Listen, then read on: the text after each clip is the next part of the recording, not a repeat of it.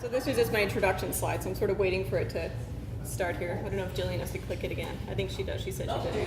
There we go. So this is actually a quote of one of my favorite philosophers, and I think it's actually quite prevalent in what I'm going to talk about tonight, which is the idea of community and why somebody may choose to live in the space that they do and what's actually necessary for a person to really want to live in that place. And so we're going into a tangent right now. So this is Leonardo da Vinci's Vitruvian Man, and I'm sure a lot of us have seen this graphic thanks to Tom Hanks and pop culture.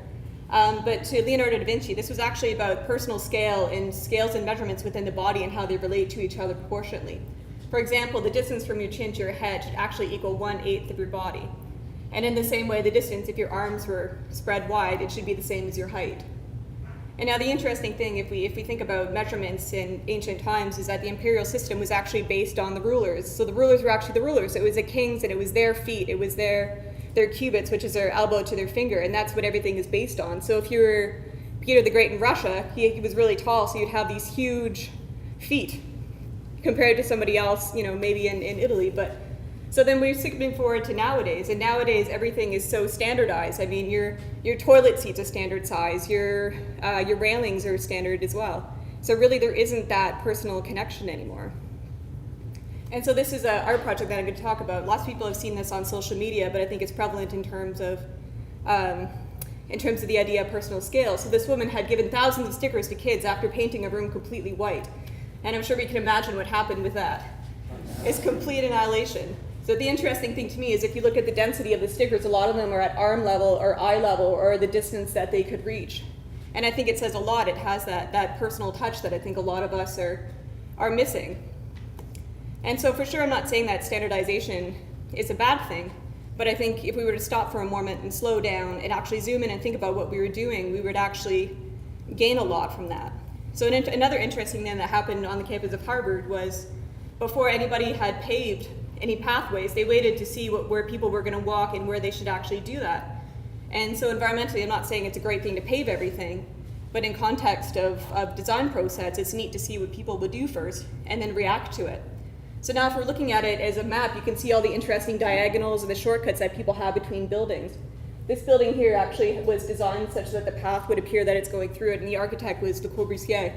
And that's the Carpenter Center, which ironically is an art center. And so fortunately, for a lot of us in this room, we are artists, and we get to put our personal touch into so much of what we do. It's the length that we're able to do a brush stroke. It's the level of detail that we can put into a sculpture. It's also the level of straightness that we can do a line. And so this is a painter that lots of people know in town, and that's Pearl Van Giesen, and she actually uses her lip prints and lipstick within her paintings.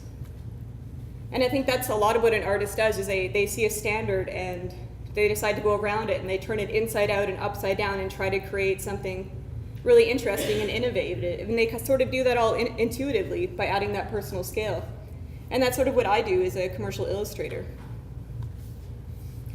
And you can see from the next slide that what I do is a lot of logo work in commercial illustration. So a lot of it is figuring out how to personify or put that sort of personal human element when I'm designing logos or a commodity or a brand, and really just figuring out how to make it work and make people relate to it on that sort of scale.